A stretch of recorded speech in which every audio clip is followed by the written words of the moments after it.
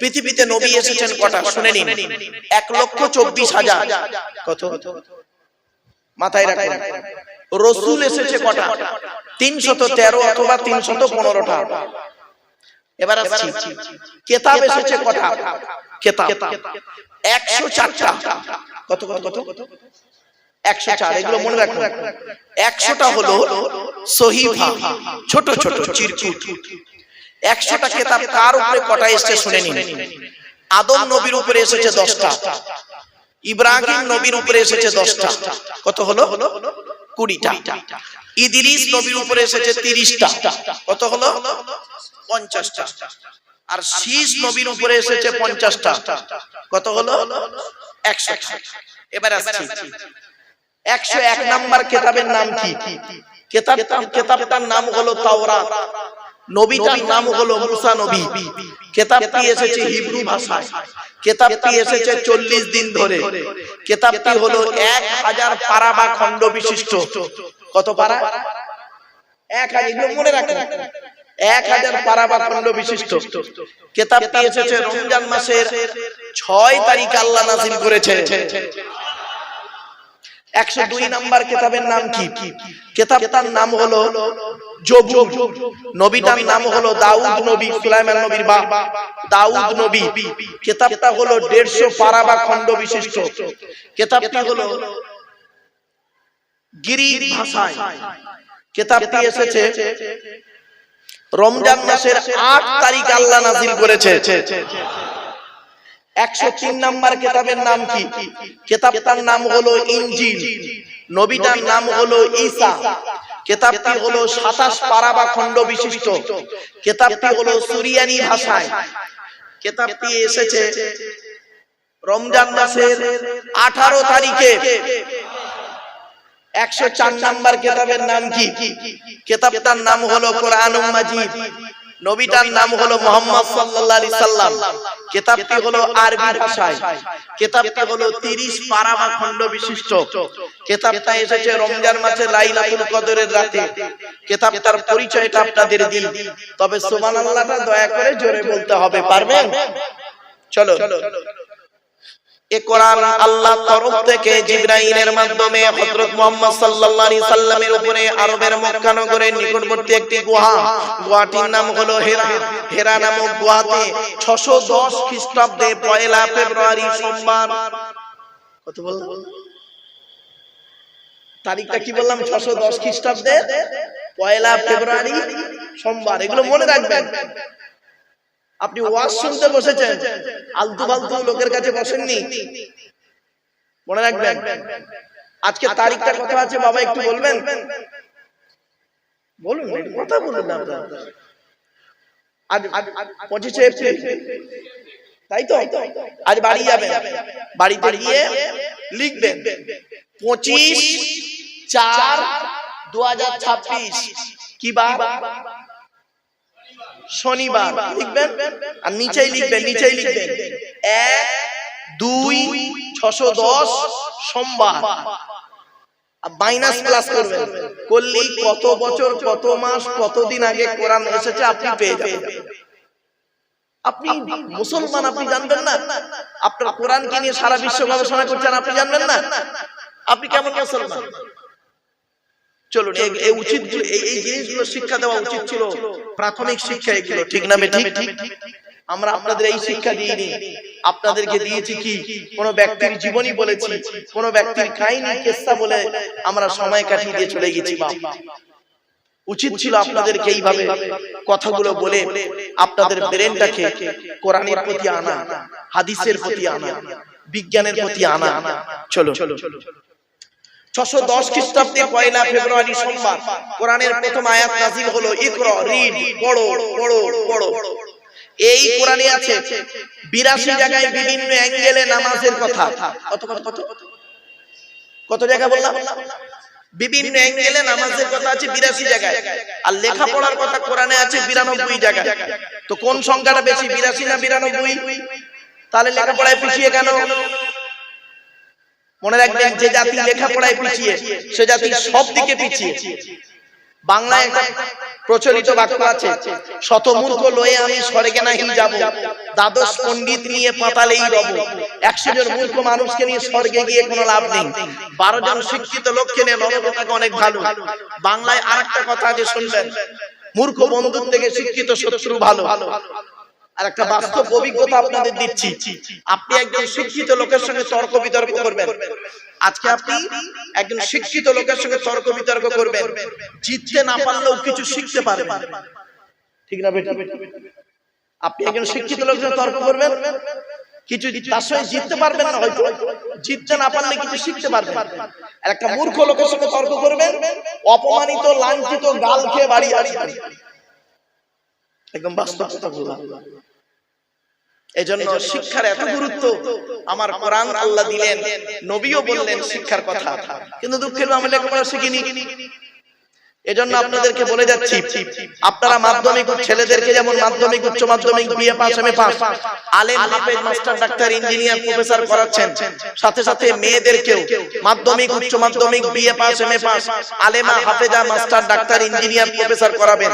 কারণ কি জানেন, ইংরেজিতে একটা কথা আছে, one mother is equal to 100 teacher. একটা মা হলো 100 জন শিক্ষকের সমতুল্য। একজন পুরুষ যদি শিক্ষিত হয় সে কেবল নিজেই শিক্ষিত হয়, একজন নারী যদি শিক্ষিত হয় গোটা পরিবারটা শিক্ষিত হয়, ঠিক না বেটা?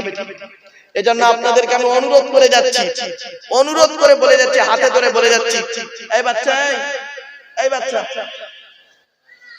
যা যাও ওদিকে যা, মা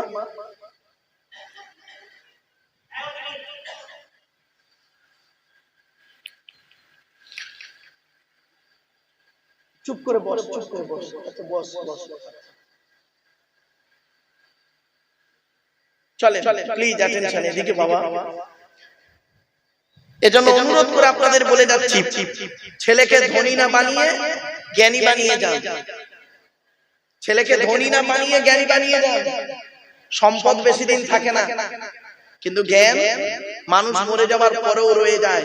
যারা শুধু মরে নাহি দেয় প্রাণ, তাদের তবু কোনোদিন করেনি সম্মান।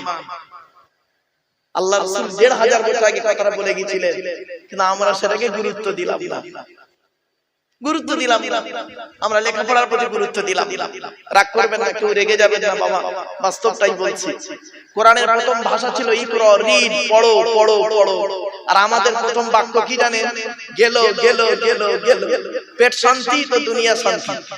অনেক মুসলমানের বাড়িতে আজকে গিয়ে দেখবেন সানসেট গুলোতে বড় বড় কিতাব কেনা আছে, ছেলে আমার মাস্টার ডাক্তার ইঞ্জিনিয়ার প্রফেসর হবে, ওঠে জজ হবে, বড় আলেম হবে। আর অনেক মুসলমানের বাড়িতে গিয়ে দেখবেন সানসেট গুলোতে বিশাল বড় বড় তরকারির হাঁড়ি আছে, মাল বগরাইতে বেরোবে, উনি ওইটা রেখে দিয়েছে। বাবা, হাঁড়ি দিয়ে ঘর ভর্তি না করে কিতাব দিয়ে ঘর ভর্তি করুন, এই অনুরোধটুকু বলে গেলাম। কথাটা শুনতে হয়তো সাময়িক খারাপ লাগবে, অতি বাস্তব কথা বললাম। বাবা, শিক্ষা যদি থাকে, যে জাতির মধ্যে শিক্ষায় যে জাতি উন্নত, সেই জাতি সব থেকে উন্নত। সারা পৃথিবী তারা ছড়িয়ে ঘোরাবে শিক্ষা দীক্ষা গবেষণা টেকনোলজিতে যারা আগিয়ে। কিন্তু কোরআন থেকে এই সব গবেষণা করে বের হলো, আমরা এটাকে গবেষণা করে বের করলাম না, আমরা এটাকে শুধু ব্যবহার করলাম, ওই কাজে ব্যবহার করলাম। আর যারা ব্যবহার করার কাজ তারা ঠিক ব্যবহার করে গেল। দেখবেন এই কোরআনে আছে 250 রকমের হারাম। কত কত 250 রকমের হারাম আর 250 রকমের হালাল।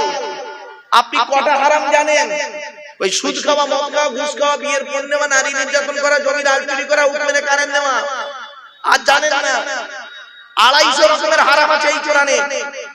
আজ কয়েক কটা হারাম আপনাদেরকে তুলে ধরবো, রাগ করবেন না, একটু ধৈর্যের পরিচয় দিন। সবে একটা একটা করে পরিচয় দিচ্ছি তো। এবারে আসছি, আল্লাহ বলছেন বান্দা তোর দেহের মধ্যে আমি 4টে জিনিস দিয়েছি গুরুত্বপূর্ণ। আমাদের দেহের মধ্যে প্রত্যেকে, নারী পুরুষ হিন্দু মুসলিম কোনো ডিভাইডেড নেই, আমাদের দেহের মধ্যে আল্লাহ 4টে জিনিস দিয়েছে খুব গুরুত্বপূর্ণ। বাবা, আজকের বাড়ি থেকে আপনি আপনার দেহের এই 4টে জিনিসকে যত্ন করবেন, সব সময় যত্ন করবেন। 4টের একটা খারাপ হলে আপনি মারা যাবেন, আর 4টে একসঙ্গে যদি খারাপ হয়ে যায় সঙ্গে সঙ্গে মারা যাবেন। এক নাম্বার কি জানেন? ব্রেন।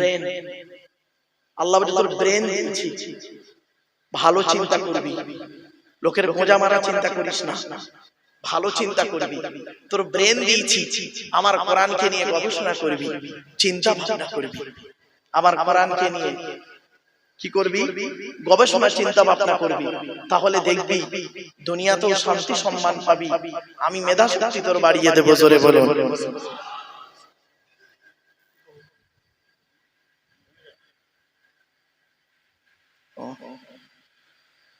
আমার বাপেরা, এজন্য আল্লাহ ব্রেন দিয়েছে, খুব বড় নিয়ামত। ডাক্তাররা বলছে ব্রেনের মধ্যে যে শিরাগুলো আছে, ওই শিরাগুলো যদি পরস্পর লাইন দেওয়া হয়, পৃথিবীর এক প্রান্ত থেকে অপর প্রান্তে পৌঁছে যাবে। জোরে বলুন সুবহানাল্লাহ। ভাবতে পেরেছেন? ছোট্ট একটা উদাহরণ দিচ্ছি, গরুরও ব্রেন দেখেছেন তো ভাই? বলুন না, গরুর মগজ খাননি নাকি? গরুর ব্রেন দেখেছেন, মানুষের ব্রেন, পার্থক্যটা কি জানেন? দেখবেন গরুর ব্রেনের মধ্যে ওই খাঁচকাটা খুব বেশি নেই। মানুষের ব্রেন গুলো দেখবেন, বাড়িতে ছবিগুলো দেখবেন, কয়েলের তারগুলো যত বেশি, তার মেধা শক্তি তত বেশি, এবং সেই প্রাণী মেধা শক্তি বেশি তত। কোথায় আছেন আপনি? আল্লাহ কোরআনে জানিয়ে দিল, নবীজি ১৫০০ বছর আগে বলে দিলেন। মুসলমানরা এগুলো নিয়ে গবেষণা করে, মৌলবীরা, বেশিরভাগ মৌলবী এইসব নিয়ে গবেষণা করে। ও গোল টুপি না লম্বা টুপি, গোল জামা না চেরা জামা, এইসব নিয়ে মারামারি করছে। চলো, এক নাম্বার হলো ব্রেন। ২ নাম্বার আল্লাহ বলছেন হার্ট। এই হার্টটা দিয়েছে, খুব যত্ন করবি। এটা যদি ব্লক হয়ে যায়, ৭২ ঘন্টার মধ্যে ব্যাটা শেষ হয়ে যাবে। ৩ নাম্বার হলো খুব ইম্পর্টেন্ট, লিভার। আল্লাহ বলে তোর দেহের মধ্যে একটা জিনিস দিয়েছিলি লিভার, ওটাকে যত্ন করবি, ওই অর্গানটাকে যত্ন করবি। আর লিভারটাকে খাবার জন্য পৃথিবীতে, লিভারটাকে ঠিক রাখার জন্য পৃথিবীতে আমি অনেক রকমের খাবার তৈরি করেছি। তার মধ্যে একটা খাবার হলো পেঁপে। কি বললাম বাবা? পেঁপে। যারা ডাক্তার ভাইরা আছেন তারা খুব ভালো জানেন, যাদের লিভারের প্রবলেম দেখবেন তাদেরকে বেশি পেঁপে খেতে বলেন। কেন? আল্লাহ পেঁপে ওই খাবারটার মধ্যে এমন একটা নিয়ামত দিয়েছে, ও লিভারটাকে ঠিক রাখে। আপনি কোথায় আছেন? এই কোরআন হাদিস থেকে বের হবেন, আপনি তো বের করতে পারলেন না। চলো, ৪ নাম্বারটা আরো ইম্পর্টেন্ট, সেটা হলো কি? কিডনি। আল্লাহ বলছেন তোর দেহের মধ্যে দুটো জিনিস দিয়েছি, কিডনি, ছাঁকনি, দুটো জিনিস দিয়েছি। যদি পৃথিবীতে চলতে গিয়ে, চলার জীবনে উল্টো পাল্টা চলতে গিয়ে যদি একটা খারাপ হয়ে যায়, তাহলে আরেকটা দিয়ে কাজ চালিয়ে নিবি।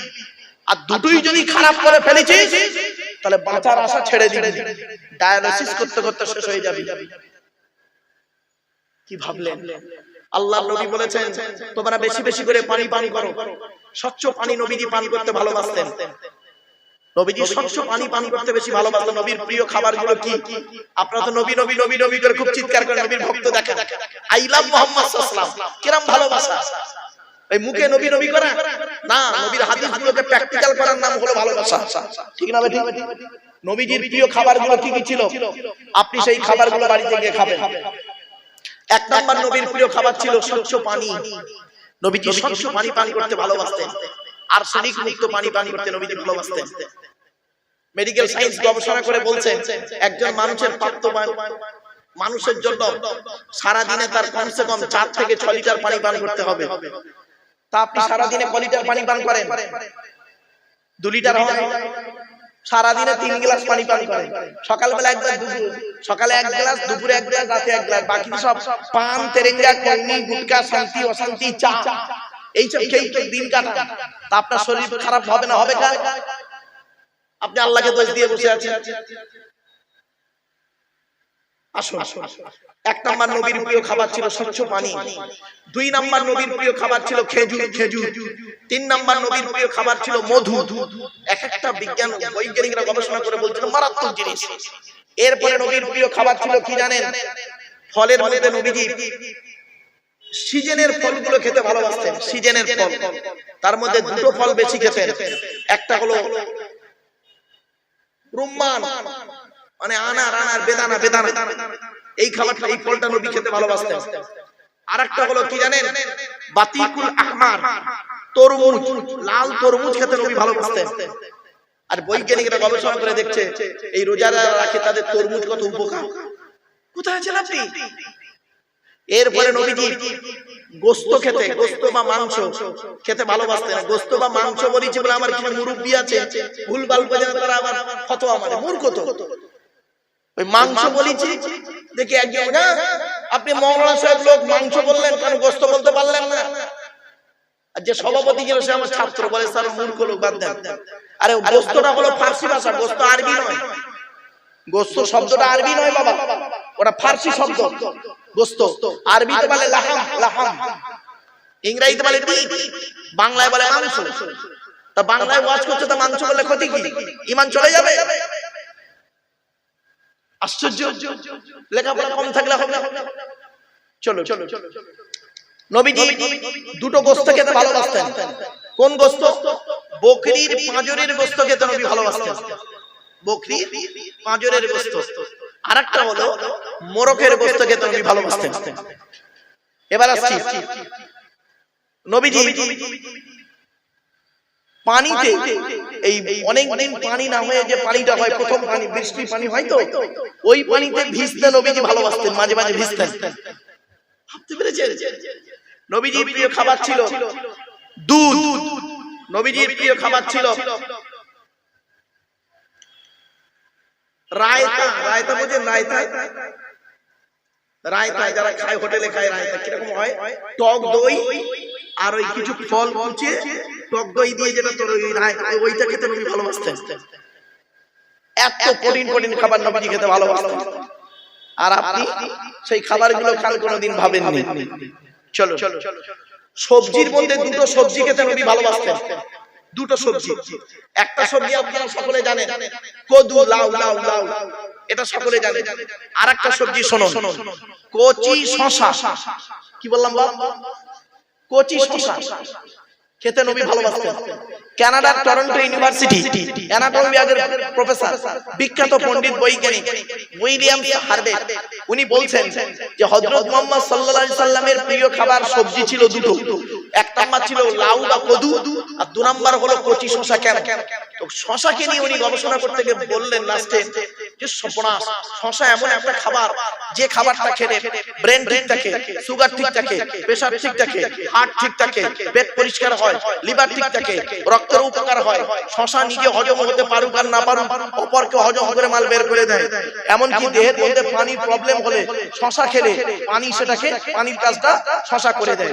১৫০০ বছর আগে নবী খেলেন, আর সেই খাবারটা কিনা আজকের গবেষণা করলেন অমুসলিমরা, গবেষণা করে ইসলামের কালেমা পড়ে মুসলমান হয়ে গেলেন। আর আপনি কোথায় আছেন? কথাগুলো বাবা একটু ভাবুন। চলো, এরপরে আসছি, আল্লাহ বলছেন তো দেহের মধ্যে আমি ৯টা ছিদ্র দিয়েছি। কটা? আমাদের দেহের মধ্যে ৯টা ছিদ্র আছে। এই ৯টা ছিদ্রের যে কোনো একটা ছিদ্র দিয়ে আল্লাহ পাক আমাদের আত্মা ফেরেশতার মাধ্যমে বের করে নেয়। আমার বাবাজি, যুবক ভাইরা, মায়েরা, বোনেরা একটু শুনে নিন। ৯টা ছিদ্র কি কি? 2 চোখ, 2 নাক, 2 কান, একটা গাল, সামনে পেছনে, এই হলো ৯টা ছিদ্র। আপনাদের এলাকায় অনেক মানুষ মারা গেছে, কি নারী কি পুরুষ, গিয়ে দেখবেন, কি হিন্দু কি মুসলিম, লোকটা মরে গেছে, গিয়ে দেখবেন লোকটা মরে গেছে, পেশাব ফিরে ফেলেছে, বুঝে নেবেন আল্লাহ আত্মাটা ওর পেশাবের রাস্তা দিয়ে বের করেছে। কোথায় আছেন আপনি? লোকটা মারা গেছে, গিয়ে দেখবেন পায়খানা ফিরে ফেলেছে, বুঝে নেবেন আল্লাহ ওর আত্মাটাকে পায়খানা রাস্তা দিয়ে বের করেছে। লোকটা মারা গেছে, দেখবেন লোকটার চোখটা চেয়ে আছে। লোকটা মারা গেছে, গালটা হাঁ করে আছে। লোকটা মারা গেছে, ঘাটটা বেঁকে আছে, হাতটা খিঁচে আছে। আবার দেখবেন লোকটা মারা গেছে, দেখলে মনে হবে লোকটা ঘুমিয়ে আছে। কিভাবে মরতে চান? ঈমান নিয়ে যদি সততার সঙ্গে মৃত্যুবরণ করতে চান, তাহলে বাবা এই কোরআন হাদিস ইজমা কিয়াসের কিছু কথাগুলো শুনে প্র্যাকটিক্যাল করে, অর্থাৎ আমল করে বাড়ি যান। চলো, আপনাদের এলাকায় কোনো মানুষ মারা গেলে সর্বপ্রথম আপনারা তাকে কি করেন? মুসলমানরা আমরা তাকে কি করি? গোসল দিয়ে, কাফন পরিয়ে, জানাজা পড়িয়ে, মাটি দিয়ে চলে আসি, তাই তো নাকি? আচ্ছা, 20 দিন পরে কোনদিন কবরের দুটো বাঁশ সরিয়ে দেখেছেন কেমন আছে? দেখেন, একবার দেখবেন, চিন্তা ভাবনা পাল্টে যাবে। কি হয় জানেন? মানুষকে মাটি দিয়ে আসার পর সর্বপ্রথম দেহের যে অঙ্গটা পছন্দ ধরে, তার নাম হলো নাক। এজন্য মানব দেহ যখন গরম হয় সর্বপ্রথম ঘামে এই না। 6 থেকে 8 দিন পর, 6 থেকে 8 দিনের মধ্যে মাথার চুলগুলো, গায়ের লোমগুলো, হাতের নখগুলো খসে খসে পড়ে যায়। 10 থেকে 12 দিন পর ব্রেনটা পচে গিয়ে নাক দিয়ে, কান দিয়ে, গাল দিয়ে গলাতে থাকে। 18 থেকে 20 দিন পর পেটটা ফেটে যায়, পোকায় তৈরি হয়। 2 মাস পর চামড়া মাংস পোকায় খেয়ে নেয়। 2 বছর পর দেহের সমস্ত হাড়গুলো মাটি খেয়ে নেয়, কয়েক কটা হাড় ছাড়া। কোথায় গেল ও সুন্দরী নারীরা, ও সুন্দর যুবকেরা, কোথায় গেল তোমাদের সুন্দর দেহ? মাটির দেহ মাটি হবে, পুড়ে হবে ছাই। এ দেহ পচা দেহ, গরব কিসের ভাই? বাড়ি থেকে একটু ভাববেন কথাগুলো। এই ভাবনাটাই আমাদের মধ্যে নেই, তাই ওয়াজের প্রতি আমাদের কোনো গুরুত্বই নেই। মানুষকে মাটি দিয়ে আসার পর যে ঘরটায় আমরা রেখে আছি, ঘরটার নাম হলো কবর। কবর 4টে কথা বলে। 1 নাম্বার কবর বলে আমি কবর, দরজা জানালা ছাড়া ঘর। আজকের বাড়ি যাবেন, দরজা জানালা বন্ধ করবেন, লাইট ফ্যান এসি বন্ধ করবেন। 24 ঘন্টা থাকার পরে অনুভব করতে পারবেন কবর কি জিনিস। 2 নাম্বার কবর বলে আমি কবর, সাপ বিছে পোকামাকড়ের ঘর। তোর সুন্দর দেহকে খাবার জন্য পর্যাপ্ত পরিমাণ সাপ বিছে পোকামাকড় প্রস্তুত। অতএব এমন দেহ পৃথিবীতে করে আয় যে দেহ মাটি খেতে পারবে না। কয়েক কটা দেহ মাটি খেতে পারে না, টাটকা থাকে, পচে না, বাপে না। ওই দেহগুলোর মধ্যে আমাদের একটা দেহ হয় কিনা একটু দেখি চলুন। 1 নাম্বার নবীদের দেহ মোবারক মাটি খেতে পারে না, টাটকা থাকে। 2 নাম্বার শহীদদের দেহ মোবারক মাটি খেতে পারে না, টাটকা থাকে। এখন শহীদের অনেকগুলো ভাগ আছে, শিখে যান, একটু জেনে যান। বাপ যখন যখন ফেলেছেন অজান্তে, দয়া করে একটু শিখে যান, একটু জেনে যান প্লিজ। শহীদের অনেকগুলো ভাগ আছে। আল্লাহর রাস্তায় নিজের জীবনকে বিলিয়ে দিলে সেটা হলো শহীদ, ঠিক আছে? এছাড়া আরো শহীদি মৃত্যু আছে। কি কি শুনে নিন। পানিতে ডুবে যদি কেউ মারা যায়, পানিতে ডুবে যদি কেউ মারা যায়, শহীদি মরণ। সুবহানাল্লাহ বলা গেল না? তবে কেউ আত্মহত্যা করলে হারাম। ইসলামে আত্মহত্যা করা হারাম, ইসলামে আত্মহত্যা করা হারাম। এই মা বোনেরা শুনে নিন, স্বামীর সঙ্গে প্রেমিকের সঙ্গে ঝগড়া হয়েছে, তুমি আবেগে গিয়ে গলায় দড়ি দিলে, বিষ খেলে, খবরদার, তোমার জন্য মৃত্যুটা হারাম, তুমি জাহান্নামী। ইসলামে আত্মহত্যা করা হারাম, এটা মাথায় রাখবেন। শহীদি মরণ, এই পানিতে ডুবে মরলে শহীদি মরণ। এ প্রসঙ্গে একটা হাদিস আপনাদেরকে পেশ করছি। আল্লাহর নবী আল্লাহর কাছে 3টে দোয়া চেয়েছিলেন। কটা বাবা? 3টে দোয়া চেয়েছিলেন। 2টো দোয়া কবুল হয়েছে, একটা কবুল হয়নি। কি কি? 1 নাম্বার মুহাম্মদ সাল্লাল্লাহু আলাইহি ওয়াসাল্লাম বলেছিলেন, ওগো আল্লাহ, আমার উম্মতদেরকে আপনি কোনদিন না খাইয়ে মারবেন না, না খাইয়ে মারবেন না, ক্ষুধা দিয়ে মারবেন না। আল্লাহ বললেন, নবী, আমি এই দোয়া কবুল করে নিলাম। আমি তোমার উম্মতদেরকে, যারা আমাকে 100% বিশ্বাস করবে আর তোমার কথা মতো যারা চলবে পৃথিবীতে, আমার কোরআন মোতাবেক যারা পৃথিবীতে চলবে, আমি তাদেরকে না খাইয়ে মারবো না, ঠিক খাওয়াবো। যেখানেই থাকবে আমি আল্লাহ যে কোনো ওসিলায় তার কাছে খাবার পৌঁছে দেবো। 1 নাম্বার। 2 নাম্বার নবী বললেন, 2 নাম্বার দোয়া কি চেয়েছিলেন? ওগো আল্লাহ, ওগো দয়াময়, আমার উম্মতদেরকে আপনি ওই ফেরাউনের দলবলকে যেমন পানিতে ডুবিয়ে মেরেছেন, ওইভাবে আমার উম্মতদেরকে যেন পানিতে ডুবিয়ে মারবেন না, আমার উম্মতদেরকে আপনি পানিতে ডুবিয়ে মারবেন না। তখন নবীজি এই দোয়া যখন করলেন, আল্লাহ এই দোয়া কবুল করে নিলেন। আল্লাহ বললেন, নবী, তোমার উম্মতদেরকে আমি কোনোদিন পানিতে ডুবিয়ে মারবো না। যদি কেউ কোনো কারণে পানিতে ডুবে মরে, যদি কেউ কোনো কারণে পানিতে ডুবে মরে, আপনার কি বলবো, ওই জাহাজ ডুবে বলুন বা ট্রলার ডুবে বলুন, নৌকা ডুবে, যদি পানিতে কেউ ডুবে মরে যায়, আমি আল্লাহ তাকে শহীদের মর্যাদা দিয়ে দিলাম।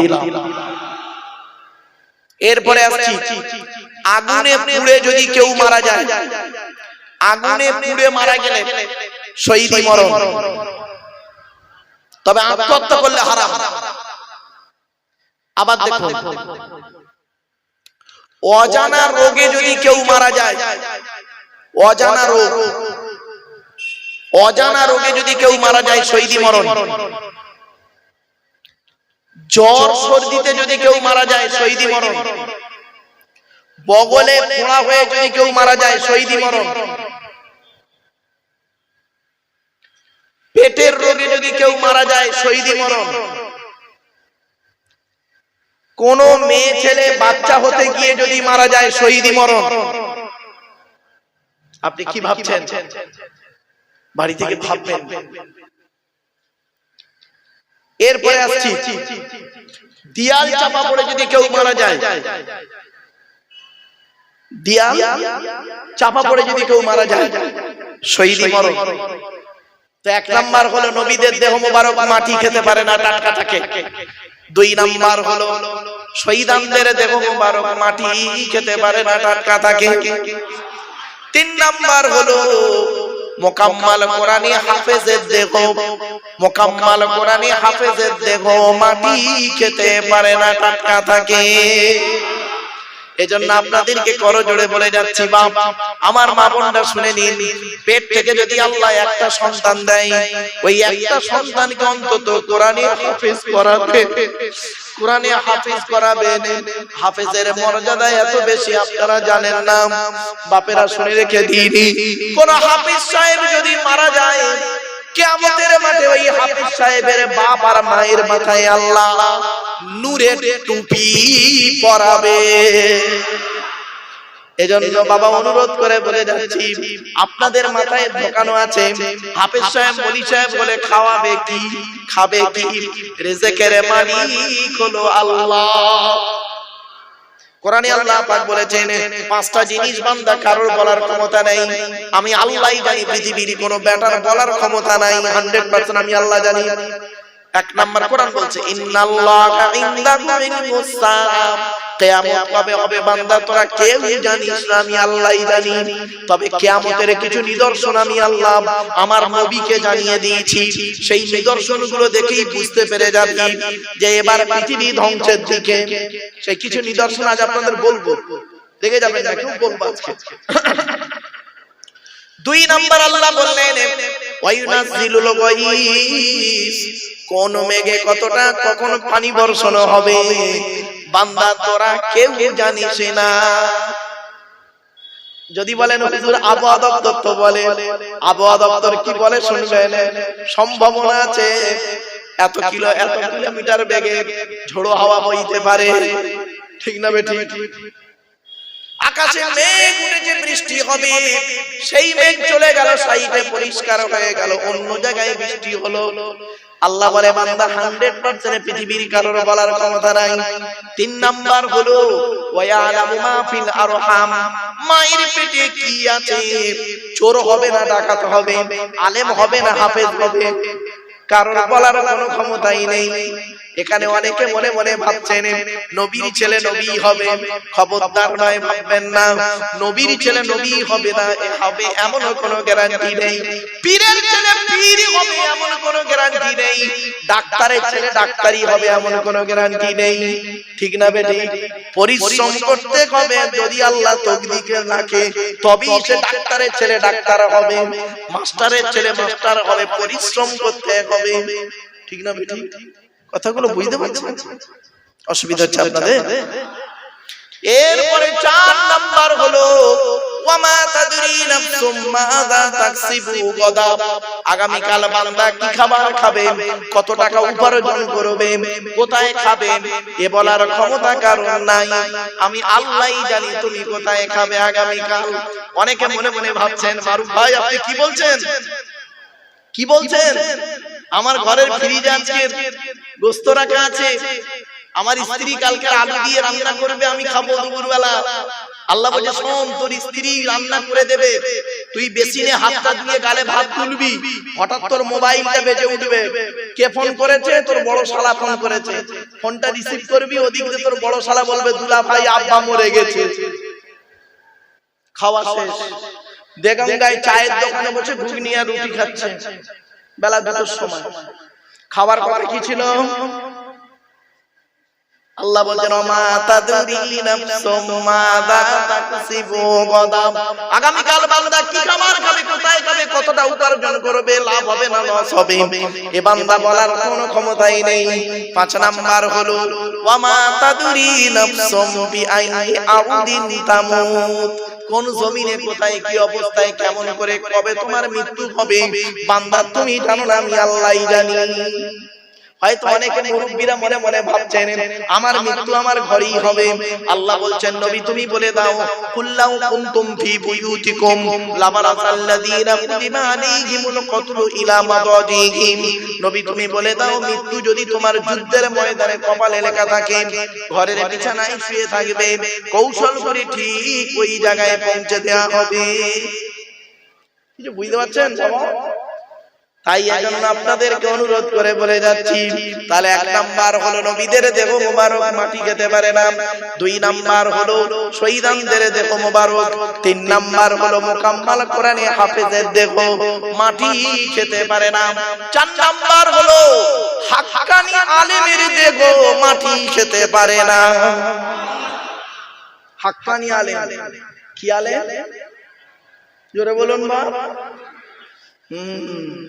শব্দটা কিন্তু আমি 3 বারে ব্যবহার করেছি। হাক্কানি আলেম কাকে বলে? খালে গালে দাড়ি রাখলে মাথায় টুপি দিলে আর কোরআনের আয়াত বললে হাদিস বললে হাক্কানি আলেম নয় বাবা।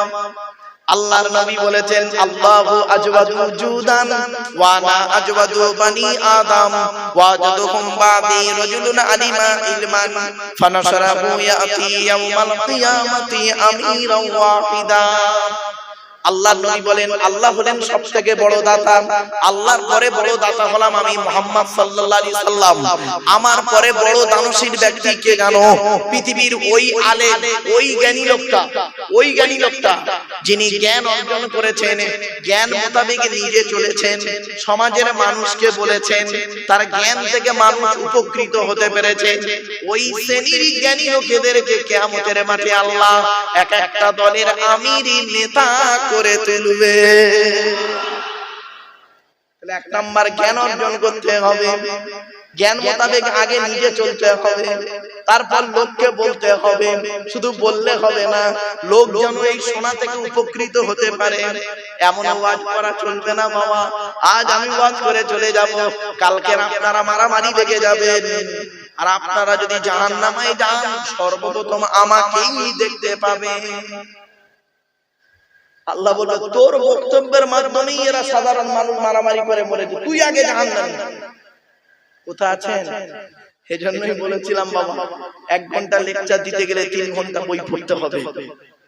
মাইকের সামনে এসে কিছু বলার নাম বক্তা নয়। চলুন এগিয়ে যাই একটু একটু করে।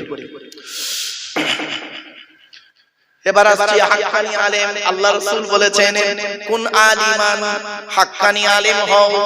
হাক্কানি আলেম যদি হতে না পারো, আও মুতাআল্লিমান, হাক্কানি আলেমের ছাত্র হও, তাও যদি সুযোগ না পাও, আও মুস্তামিয়ান, হাক্কানি আলেমরা যেটা বলে মনোযোগ সহকারে শ্রবণ করো, আমল করো, তাও যদি সুযোগ না পাও, আও মুহিব্বান, হাক্কানি আলেমদেরকে অন্তর দিয়ে ভালোবাসো, ওয়ালা তাকুন খামিসান ফাতুহলিকু, 5 নাম্বারটা হতে যাও না, তাহলে ক্ষতিগ্রস্ত হয়ে যাবে। এই জন্য আমি ওয়াজের শুরুতেই কথাটা বলতাম, কিন্তু তখনও বলিনি, কারণ মানুষ অ্যাটেনশন হতে একটু দেরি হয়ে গেল। চলো আপনারা দয়া করে যখন জলসা দেবেন, আমি আপনাদের দুটো হাত জোড় করে অনুরোধ করছি, আপনাদের অনুরোধ করছি বাবা জলসা যখন দেবেন 3টে জিনিসকে ঠিক রাখবেন। 71 বছরের জলসা, আল্লাহর ওলির নামে জলসা দিচ্ছেন, আল্লাহর ওলির রুহানি আত্মাটা নিশ্চয়ই খবর পাচ্ছে, আল্লাহ তাকে জানাচ্ছেন রুহানি আত্মাকে, আমারে ভুল বুঝবেন না। 3টে জিনিসকে ঠিক রাখবেন। 1 নাম্বার হলো বক্তা, 2 নাম্বার হলো কমিটি, 3 নাম্বার হলো শ্রোতা। বক্তার কি দেখবেন? বক্তার দুটো জিনিস দেখবেন।